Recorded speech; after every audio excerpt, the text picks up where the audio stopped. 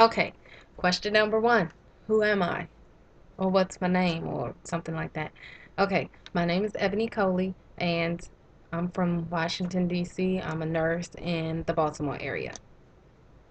Number two, who or what inspired you to go into nursing?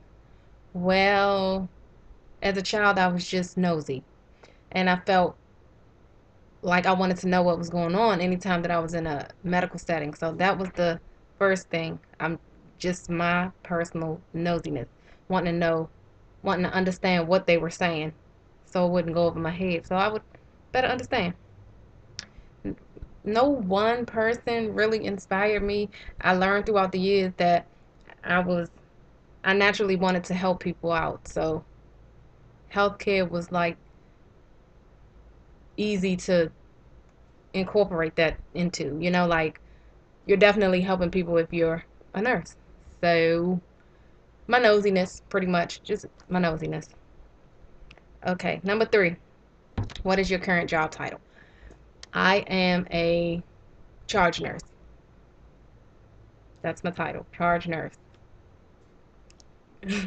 Okay, what are your duties? Okay, the main portion of my job is assessment. We have a lot of children coming in to our establishment who are substance abusers, and we have to assess them on intake throughout their whole stay because it is an inpatient facility. We have to assess them at all times to make sure they're not going into any kind of withdrawals or something like that.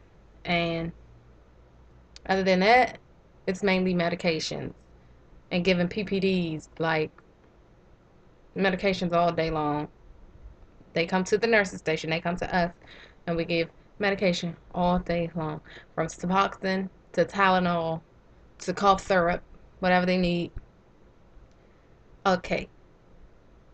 Um, Number five. Have you had any other jobs in nursing? If so, can you tell me about them? Yes.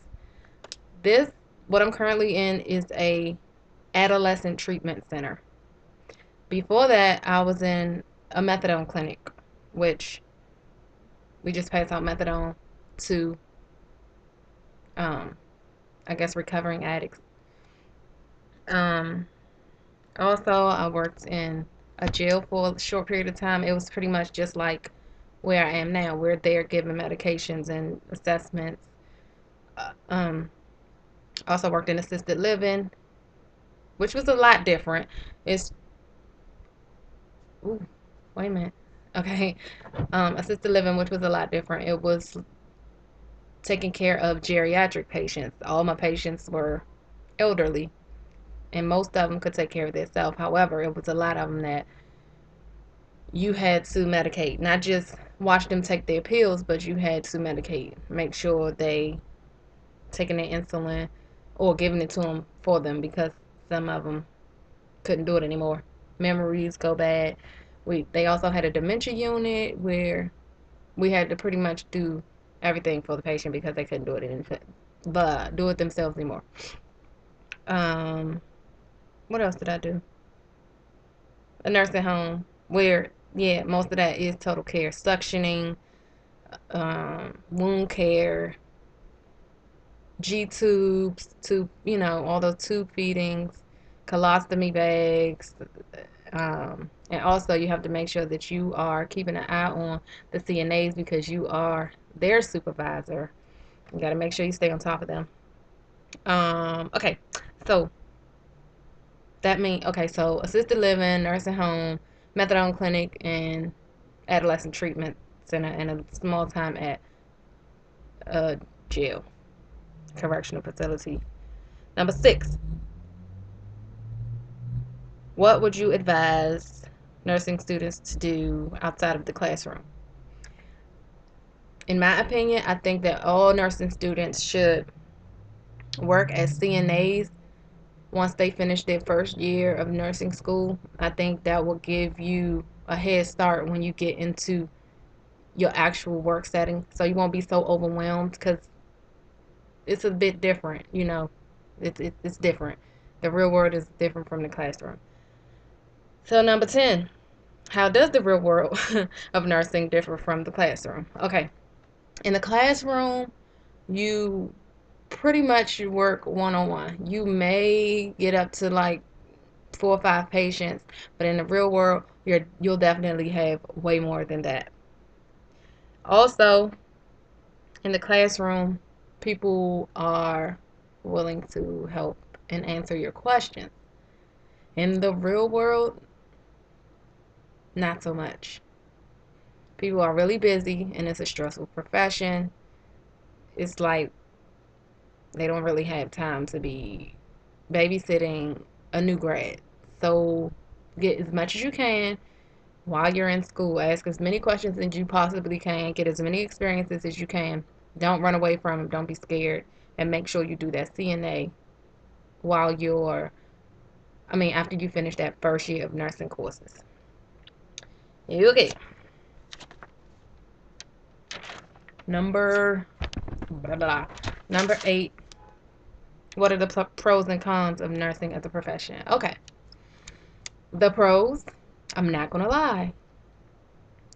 For a 2-year degree, it's pretty good money. I mean, I'm not going to lie. Cons would be the hours. Actually, that's a pro too. Pro could be you could work any shift you want and have time to do other things in your life, you know. Say your husband works the normal business hours. You might want to work 11 to 7 so that you could you both could be home with the kids at a different time. That's a pro.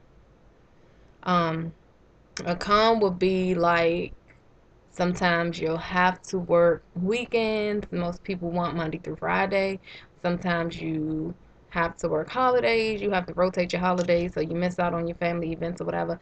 But um, again, that can also be a pro because you'll get more money for that. Let me just, okay. The money is the pro. A con is it is a thankless job. Nobody's gonna be like, "Oh, great job," and blah blah blah. You're just gonna be expected to do the very best, and if you don't, you probably get fired. So it's a thankless job. Just being honest. And number 9, what are the current trends in nursing? Well, I think um, everything is becoming digital or computerized. I think most places are using electronic medical records now. People are having their wristbands scanned to make sure that the person is the right person that you're medicating.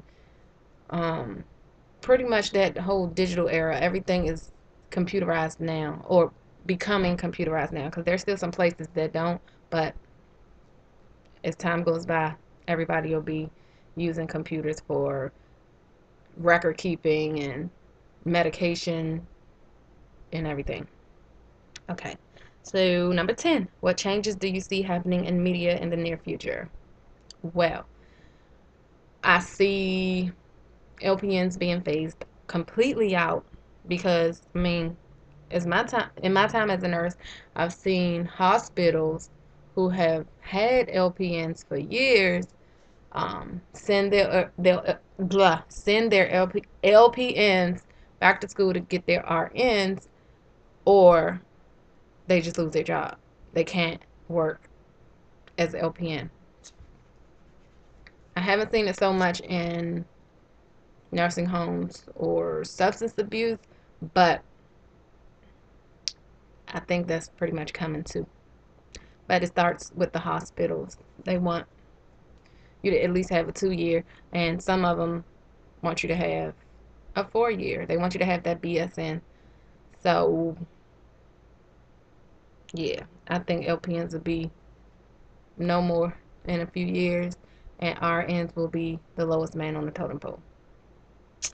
So, 4natisha, I hope this helps. Call me if you need anything else. If you have any more questions, I got you.